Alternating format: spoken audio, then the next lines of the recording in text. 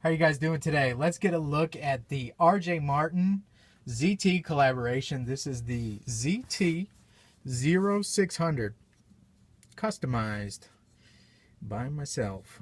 Double nuked. Went with a bronze ano on it and a acid washed hardware, all blasted and stonewashed and all the good stuff on the hardware to match. And put on a Kevlar strike insert in there. All fit by hand, so it's not as good as this CNC carbon fiber. It's nice, I'm not gonna lie, but it chipped near the front, and you know, stuff happens. I guess we could embrace it and call it a character and proof that was all hand done. Let's just do that. Anyways, this knife sold on Instagram in about 10 minutes. Yeah, I'm not going to keep this one. Catch and release. I really like the knife. I do. I really do like it. But it's just a little too large for me to carry. And I really enjoy carrying my knives. So, anyways, just a little too large for me. But I've been downsizing my carry knives a lot, as you guys probably notice. One time, maybe a year or two ago, I'd say that the military was the one knife I would choose out of my collection if I had to keep it and carry it for a year. And I still love this knife, but nowadays I'd prefer to take the paramilitary 2 out. Almost the same with Sebenzas. I carry a small Sebenza over the large now, for the most part. Not always. I still take the 25 out every now and then. But if they ever made a small 25, oh, wouldn't that be a great knife? So, anyways, you can see I'm downsizing a little bit. This is probably more of a tactical knife. You can see how nice and strong and thick that blade is.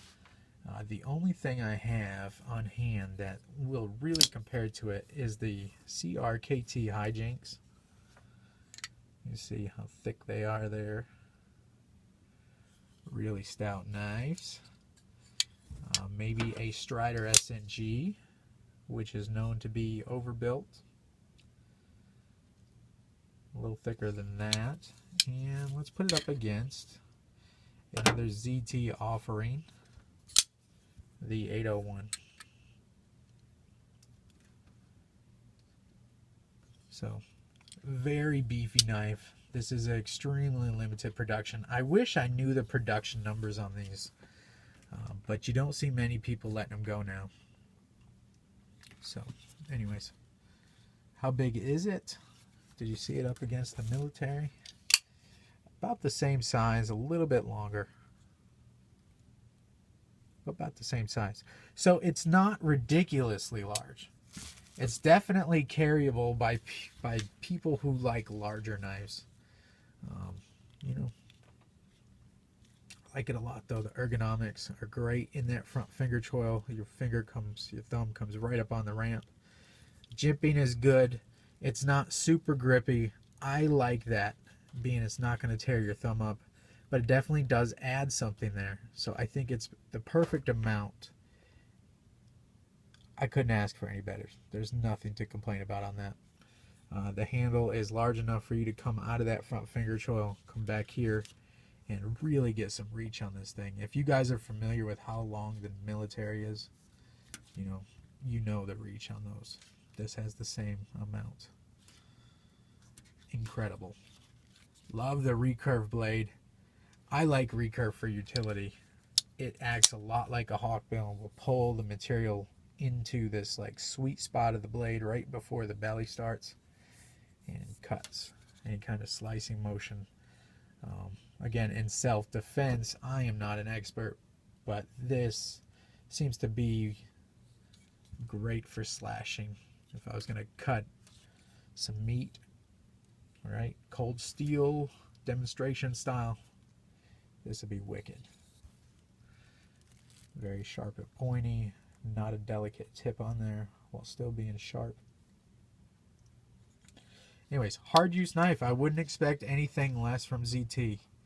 Check out how smooth that blade is. Fit and finish is incredible. No side to side, no up and down. Obviously, it's riding on the bearings, same bearings that are in the 801. What do they call those? KVT bearing system? I don't know. They have proprietary name for those, but looks like a EDM wire cut lock bar, being that there's almost no gap in the lock bar that's been cut.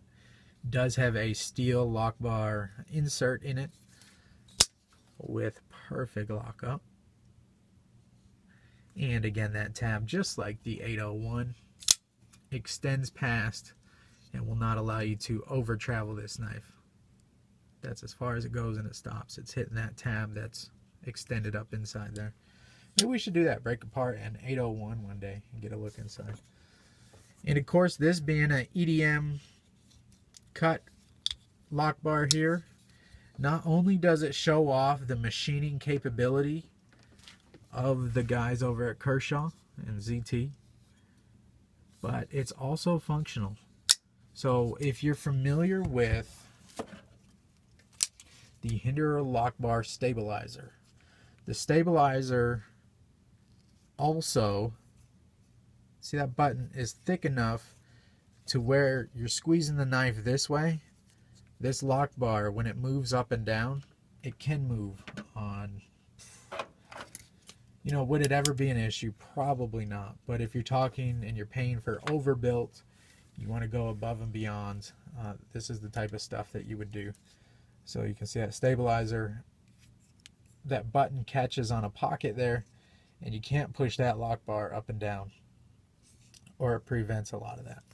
Whereas something where it's not, you can see a little bit of flex in there. Now, is that really a real world issue? Maybe not. Maybe it is. I don't know. What's happening microscopically to the face of that as it's wearing up and down as you're using it? Does it wear the lock out a little quicker? I don't know. Maybe. But anyways, with this being cut so thin, there's really no room for you to push that lock bar up and down, because there's almost no gap in there. Of course there is, because it's cut, but you know what I mean. So that paired up with the locking tab that comes up to about right here. So you can't push this all the way over.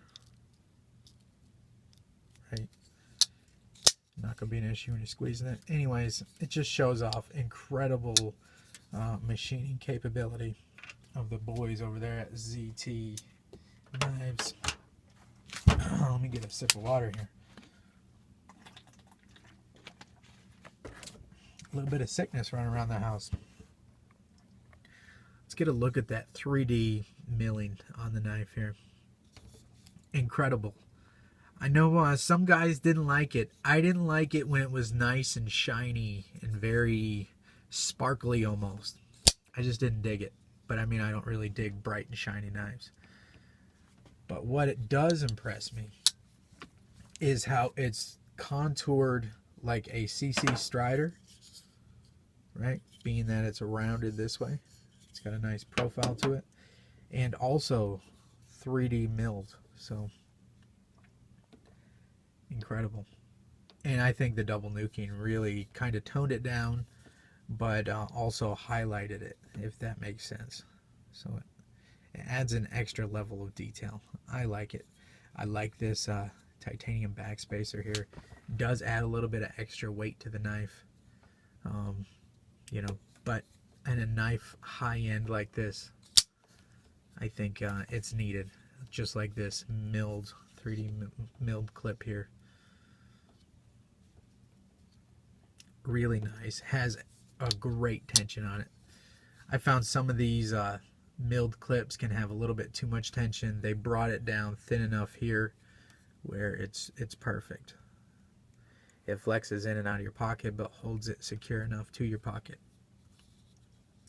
I like it a lot. Great knife. Gonna be sad to see it go. Incredible action on it. Great detent.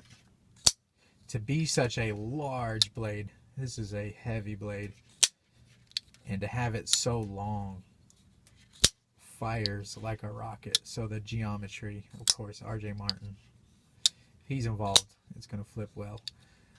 Probably not as fast as a real R.J. Martin, but you got to take in account the length of the blade, the heaviness of the blade, you know. And it's not a custom.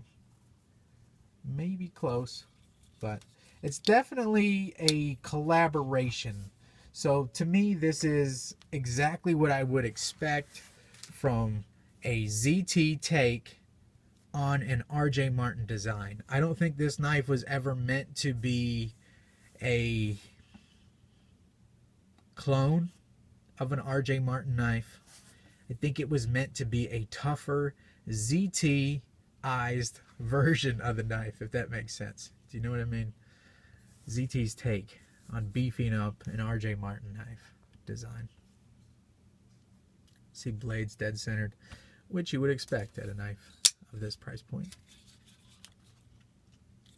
Really nice.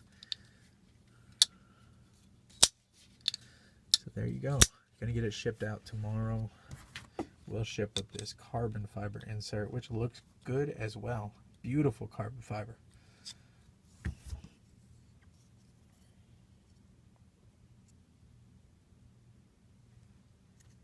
I don't know. I can't wait to see what ZT keeps coming out with. Some of their knives are incredible. Most of them are awesome, but some are just incredible. You know, and you see the consistency. I've done a lot of these 801s by now, and they just fire like crazy. Great detents, great lockup. I love their steel, you know, lock bar insert in there. They're thin cutouts for their lock bar. Good stuff. That's it. That's the R.J. Martin 0600 by ZT. Very limited. Probably really hard to get a hold of unless you've got a pocket full of cash now. I think they come out around 400 bucks and then quickly went up to like $800 and up. And now they're coming back down. Maybe $500-600. Anyways. Thanks for checking out the video, guys. Appreciate it. Have a good day.